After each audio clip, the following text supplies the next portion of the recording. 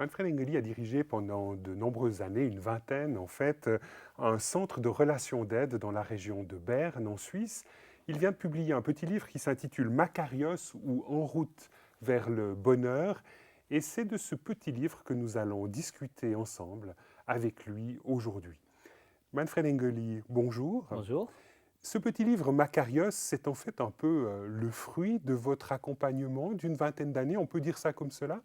On peut dire ça, oui. Oui. Aussi, si vous voulez, le fruit de ma lecture biblique. Et là, pourquoi ce titre Makarios? Parce que Makarios, on ne sait pas très bien ce que ça veut dire déjà. C'est en lisant la Bible, le Nouveau Testament surtout, que je suis toujours de nouveau tombé sur ce qu'on traduit en français par bienheureux. Et je me suis posé la question ce que ça voulait dire ce mot. Et j'ai cherché un peu dans des livres ou des Bibles avec explication et je suis tombé sur ce terme grec makarios qui veut dire bienheureux. Oui, c'est le mot qu'on retrouve dans le Sermon sur la Tout montagne, à fait, au oui. niveau des Oui, béatitudes, hein, oui, heureux ceux, oui, exactement. c'est ce mot-là. Et ce qui m'a fasciné, c'est de voir qu'il était question, pour finir, du bonheur dans la Bible. Le bonheur, c'est une recherche de tout homme, c'est évident, mais que même dans la Bible, il soit question du bonheur et que ce bonheur soit même quelque chose que Dieu nous propose, c'est ça qui m'a vraiment étonné.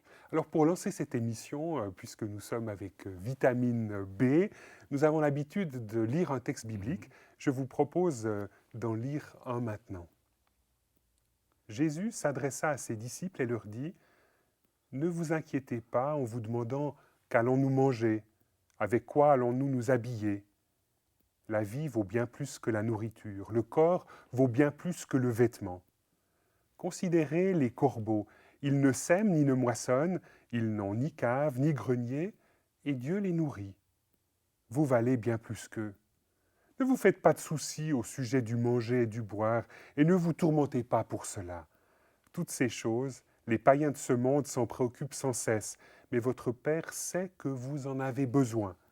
Faites donc plutôt du règne de Dieu votre préoccupation première, et ces choses vous seront données en plus. Ce texte biblique, Manfred Engeli, on le trouve dans l'évangile de Luc au chapitre 12. Et vous-même, est-ce que vous avez l'impression que ce texte, parmi les personnes que vous avez accompagnées, a eu l'occasion d'avoir du retentissement parce que les gens étaient soucieux, se préoccupaient de leurs besoins matériels et c'était quelque part leur seul horizon de préoccupation? Je pense que ce texte a un impact très grand sur ce que beaucoup de personnes vivent. Ça dépend peut-être à quel niveau ces besoins sont là. Et je pense que dans mon travail, c'était pas ça les premières préoccupations des personnes. Donc ce C'est n'était pas les besoins matériels. exactement, Hein. oui. C'était Mais plutôt des besoins de type relationnel, on peut tout à imaginer. fait, oui. Ouais. Des besoins d'être aimé et le besoin aussi de pouvoir aimer. C'est-à-dire du fait que Dieu a créé l'homme comme un être relationnel, j'ai vraiment eu l'impression que les relations étaient au centre du vécu humain. Et il y a énormément de soucis par rapport à ce que les gens vivent dans leurs relations. Parce que les relations, d'un côté, ça correspond à un besoin que l'homme a, et d'autre part, je crois que les relations, c'est le plus grand défi pour la majorité des êtres humains. Alors dans ce texte de l'évangile de Luc, Jésus invite à la confiance à l'endroit de Dieu. Est-ce que vous-même, par rapport à ces soucis de type plutôt Ouais, relationnel, ouais. vous inviteriez aussi à faire confiance à Dieu? J'inviterais aussi, oui, à faire confiance à Dieu parce que c'est lui qui a voulu que nous soyons des êtres relationnels. C'est lui qui connaît nos besoins aussi à ce niveau-là. Et je crois que si on peut entrer dans cette confiance face à Dieu, on peut commencer à vivre ces relations un peu différemment. Est-ce qu'on peut alors peut-être découvrir que dans ces relations-là, Dieu veut notre bonheur, Dieu souhaiterait que nous connaissions un épanouissement? J'ai l'impression que Dieu aimerait vraiment que nous puissions vivre notre vie avec simplicité, en vivant chaque jour le jour et en étant dans une vie pleine, dans le sens de ne pas être préoccupé tout le temps du lendemain, mais de vivre pleinement dans ce qui est maintenant. Et je crois que le bonheur dont il est question dans la Bible semble être un vécu intérieur qui nous rend relativement indépendants des circonstances. Et je pense que c'est dans ce sens-là que Dieu voudrait que nous puissions avoir une vie épanouie.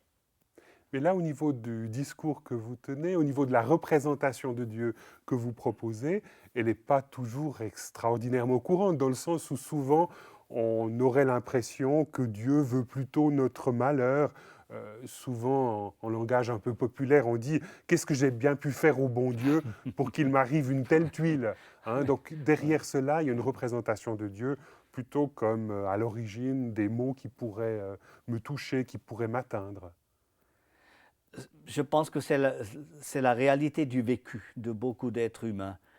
Et je pense qu'elle est liée au fait que nous avons tous, dans notre vécu, fait des expériences relativement difficiles dans ce domaine relationnel.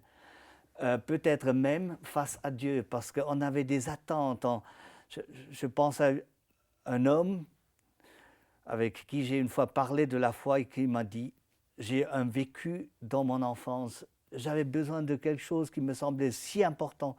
J'ai demandé à Dieu, il ne m'a pas répondu. Donc là, il une me l'a pas donné. désillusion, une déception forte, Tout à fait. qui fait que quelque Oui. part, Oui. l'image de Dieu s'en trouve profondément marquée. Tout à fait. Et je crois que ce qu'il y a aussi, que j'ai aussi constaté, c'est qu'il y a souvent une fausse définition de l'amour de Dieu. Parce que si on définit l'amour de Dieu comme quelque chose qui s'exprimerait dans le fait qu'il n'y aurait aucune difficulté dans notre vie, eh bien, il n'y a personne qui serait aimé de Dieu. Et parfois, j'ai même demandé aux gens, mais est-ce que vous croyez que Dieu a aimé son Fils? Eh bien, ils disent, bien sûr. Puis j'ai dit, vous voyez cette vie qu'il a eue? L'amour de Dieu ne semble pas se traduire à travers le fait qu'il n'y a pas de douleur, pas de souffrance, pas de difficulté dans notre vie, que tout le monde nous aime. C'est une illusion. Donc là, vous envisagez à la fois de retravailler sur cette notion de bonheur, mais aussi sur notre perception d'un amour de Dieu qui voudrait que finalement rien de tragique nous arrive. Tout à fait, oui. J'ai l'impression que l'amour de Dieu, si je comprends bien, il se montre plutôt dans le fait que Dieu a ce pouvoir et cette envie de ne pas nous éviter les difficultés, mais de les vivre avec nous, de les traverser avec nous, et ce qui est formidable, d'en faire quelque chose de positif pour nous, à la longue, dans un sens, des choses même les plus difficiles. Et là, j'ai un exemple où ça m'a frappé personnellement très fort. Nous avons 5 enfants et un de nos fils a fait à l'âge de 17-18 ans un accident très grave en bicyclette. Et on a eu ce coup de fil de l'hôpital, de l'urgence, de venir tout de suite. Et nous avons trouvé notre fils couché là, avec des douleurs incroyables, avec une mâchoire fracturée, avec plusieurs dents perdues, etc. Et je me rappelle cette réaction à l'intérieur de moi de dire « Seigneur, ce fils t'aime et tu promets qu'à ceux qui t'aiment, toute chose concourra au bien, je veux le voir. » Et ça m'a frappé de voir vraiment que c'était une réalité. Donc Dieu n'avait pas évité cet accident, mais on s'est rendu compte après coup qu'il l'a limité, dans le sens que quelqu'un au dernier moment lui a encore crié « Attention, il a levé la tête !» Sinon, ça lui aurait fracturé le crâne. Et on se rend compte que ce que cet accident est devenu pour lui a été vraiment une bénédiction. Bon, vous relatez cet exemple-là qui se termine bien, mais vous avez vécu une autre tragédie dans votre famille. Vous avez perdu, il y a de ça quelques années maintenant, un fils âgé de 30 ans, Oui. qui était pasteur lui-même, qui est décédé d'un cancer. Oui. Là, manifestement, on peine quand même à avoir une lecture positive en disant, au travers de cet événement, Dieu veut mon bonheur. Ou bien est-ce que vous parvenez à dire cela? je crois que la première chose qu'on aurait espéré, qu'on aurait voulu, pourquoi on a aussi prié, c'est qu'il soit guéri. C'est évident. Et d'autre part, après, on se pose la question, mais qu'est-ce qu'il y en a maintenant de ce Dieu aimant? Et ce qui m'a frappé personnellement, et je crois que c'était aussi pour ma femme et pour les frères et sœurs, il y a eu quelque chose de cela. On a compris qu'il y avait une autre étape pour notre fils, qui est peut-être vraiment une étape meilleure après sa mort. Et dans un sens, qu'est-ce que ça ne veut pas dire le fait qu'il a beaucoup souffert, c'est vrai, mais ce décès ou sa mort, ça ne veut pas dire que maintenant,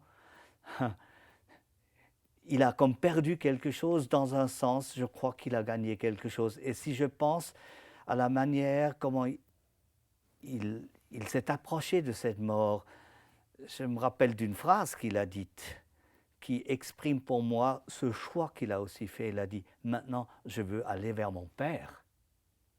C'est-à-dire, il a choisi ou il a compris qu'il y avait une vie qui était meilleure que ce qu'il perdait, qu'il gagnait. Donc finalement, au travers de cette tragédie, on retrouve un peu le thème de l'évangile de Luc de tout à l'heure, envers et contre tout, faire confiance à Dieu. Faire confiance à Dieu. Et encore une fois, cette promesse de Romains 8, 28, pour nous, pour ma femme et moi, pour nos autres enfants, ce vécu a amené, pour finir, un plus grand amour pour Dieu et une plus grande confiance en lui, et pas le contraire. Manfred Engeli, dans le cadre de ces émissions et dans le cadre de votre petit livre « Makarios ou en route vers le bonheur », vous invitez à faire des pas concrets. Alors, ce serait quoi ce premier pas à l'issue de cette première émission que nous avons réalisée ensemble?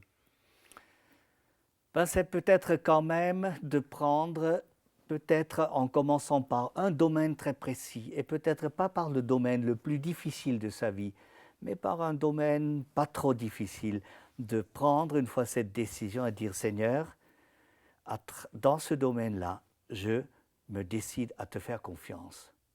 Et là, on le fait au travers d'une prière toute simple, on s'adresse à Dieu, on dit je te fais confiance par rapport à ce domaine-là. Oui. Manfred Engeli, merci beaucoup de nous avoir accompagnés autour de ce premier volet, Dieu veut notre bonheur, en lien avec votre petit livre Makarios ou En route vers le bonheur.